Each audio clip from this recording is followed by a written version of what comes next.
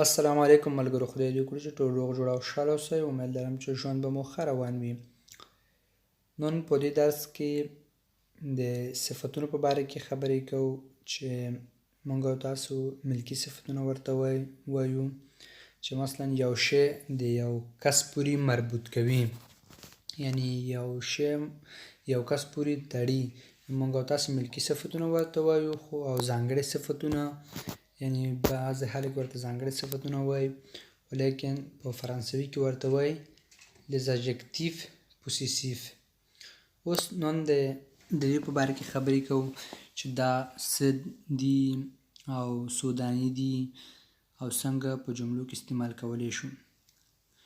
les adjectifs possessifs ورته وایي او دا تشریح کوو چې د نارینه لپاره څنګه استعمالوو، ښځینه لپاره څنګه استعمالوو، جمع لپاره څنګه استعمالوو، مفرد لپاره څنګه استعمالوو.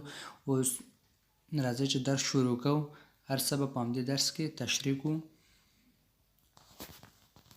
les adjectifs possessifs معنا ملکي صفتونه: je، tu، il، elle، nous، vous، il، elle، on.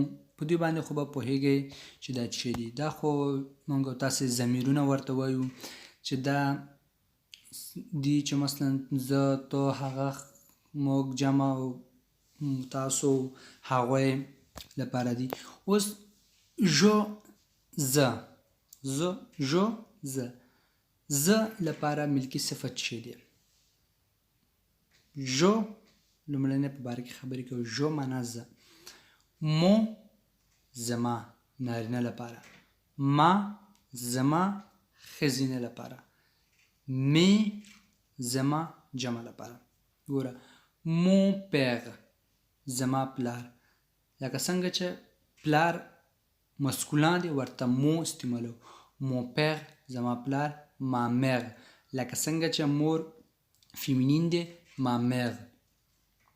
می پاغون لکه څنګه چې مور او پلار والدین جمع دي می پاغون. همداسې نورې جملې، همداسې نور مثالونه. هغه شی چې مسکولان وي هغې لپاره زما لپاره به مو استعمالوئ، فیمینین لپاره ما او جمع لپاره می. لکه اوس راځو تو معنا تو. تا لپاره ستا موږ او تاسو ستا وایو.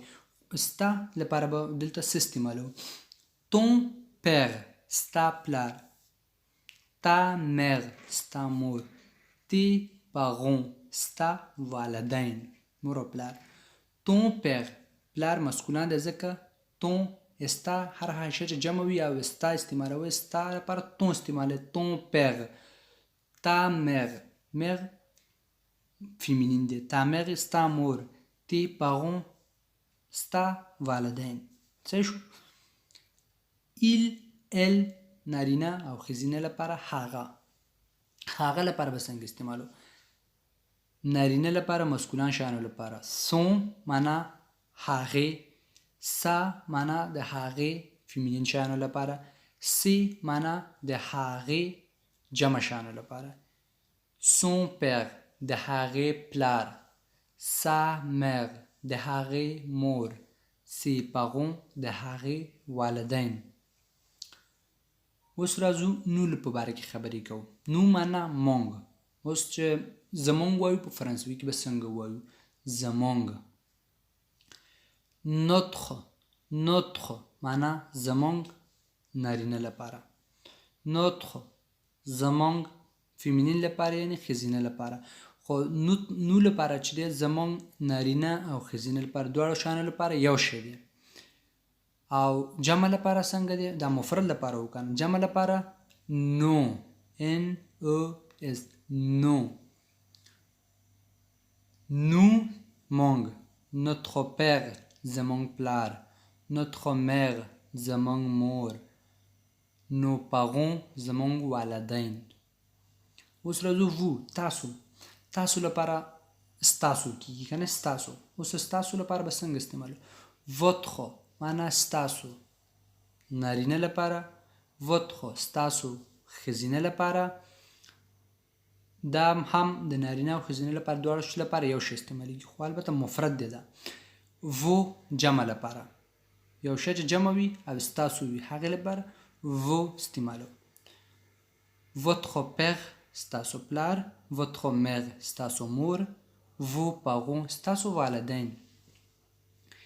Il, elle, on جمع لپاره هغوی کنه. لوخ معنا د هغوی نارینه لپاره مفرد. لوخ هغوی د هغوی ښځینه لپاره مفرد. لوخ معنا د هغوی جمع. لوخ معنا د هغوی جمع. د هغوی چې دی لوخ لوخ لوخ تلفظ ټول یو شی دی، خو لیکن مفرد لپاره آخر کې اس نه ورکړي او جمع لپاره په آخر کې اس ورکړي. لوخ پیر د هغوی پلار. لوخ میر د هغوی مور. لوخ پغون د هغوی والدین. دا و زمونږ درس. یو ځل بیا تاسو ته وایم چې ورباندې ښه پوه شئ. مو ما می یعنی معنا زما. فرق دا دی مو ما مفرد دی، می جمع لپاره دی. مو نارینه یعنی مسکونه لپاره دی، می ما ښځینه لپاره دی. هر هغه شی چې مثلا مفرد وي او مسکونه وي هغې لپاره به مو استعمالوم.